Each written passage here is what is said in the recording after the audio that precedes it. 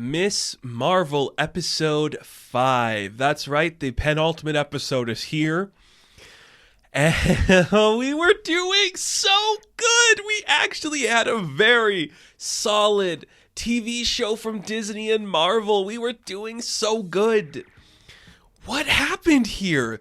This was a really weird episode. I think it was really poorly laid out. It's the shortest of the bunch by a long shot. And it really just felt like, oh, we have to fill the 6-episode mark. Wow. This was interesting. I'm generally surprised because these shows so far, I think, have been pretty bad. And they have made choices I do not like in terms of editing and pacing.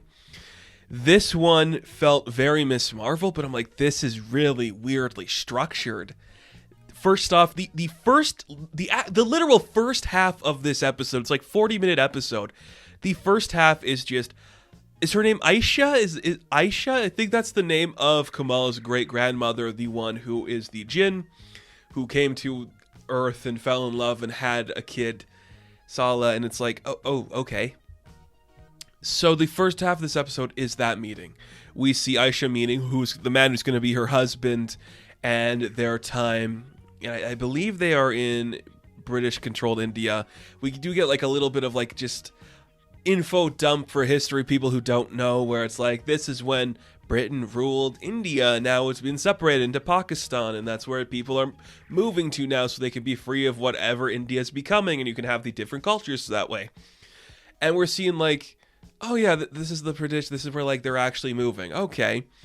So you see some storyline of the evolution where she is pregnant and then she gives birth and they have Sala, and then it's like, we are Muslim in a country that doesn't support Muslims, we have to leave. And that's the story, and they're pretty much leaving because the husband doesn't like that this country doesn't respect his religion anymore. Aisha wants to leave because the Jinn have found her, the clandestine have found her, she has to run away and leave. And then I predicted, when it is the actual time to get aboard the trains and leave for Pakistan, I predicted that Kamala was going to be the one to show her great-grandmother the stars. Or her grandmother the stars. And I'm like, yeah, that happened. And it's cute. It's cute. I think that's a really interesting moment that it did. I saw it coming. And it was interesting. And it was this was a really good focused beginning. I'm like, okay, I can buy the chemistry of this family. We are really setting up that Aisha is an important figure in this, and she gets killed by another one of the clandestine. I'm like, okay, I can buy this. I can literally support this story. I like it. I think that beginning is really interesting. It felt very like Shang-Chi when that opens up, seeing the story of like his parents falling in love. It reminded me of that in a television setting. And look, television is no stranger to breaking apart the formula and showing you a flashback. And I have no problem with them doing that whatsoever. It's a really long beginning though, and when Kamala shows up, I love her initial panic, like, oh shit, this is crazy. I am in the place that is important, and what am I doing here? I am actually here, and it's scary, and it's creepy, and I don't like it. And then she's like, oh, I am the person that gives my grandmother everything she needs to give back to her father. And that's cool. That's cool. I don't hate that. Because I saw it coming. And there's nothing wrong with seeing something coming. It worked just as fine. But then, this is where I'm like, what are you doing? What are you doing here? It cuts back. Kamala saves her, gets back to the present day, and two things happen. The clandestine are stopped. They open up a portal opens up because Kamala did something with the bangle. A big portal opens up, and the clandestine try to go inside, but it doesn't work. One of them literally turns into a skeleton, and then the main one calls out for her son Cameron, but he's of course not there, and she tries to enter and turns into a skeleton. And I love a good skeleton effect. I think that's just so dumb. Like, why wouldn't the bones melt? I love it. So, we took care of that problem pretty easily, I guess. The portal closes. We don't have to worry about that anymore. Okay. And then Kamala's mother and grandmother find her using her powers, and we don't really have any conflict with it. And that's where I'm like, there is something to be said about not having the conflict, but they don't have the discussion about it. It's just like, you're the girl with the starlight. Or was it Starlight Nightlight? I think that's what they call her. Yeah, it's a long story. Her grandmother's like, yeah, this chick's awesome. And it's just, there's something there that really feels like it's missing. I don't think it's the acting. I think it's the pacing and the writing. I feel like there's a scene that should be in that situation that we are not seeing. And you're really missing that right there. And I think we could have added something. I will say, though, the most impressive thing about this episode to me was in the, was it the partition scene? The partition. I keep forgetting what this word was because it's an important one.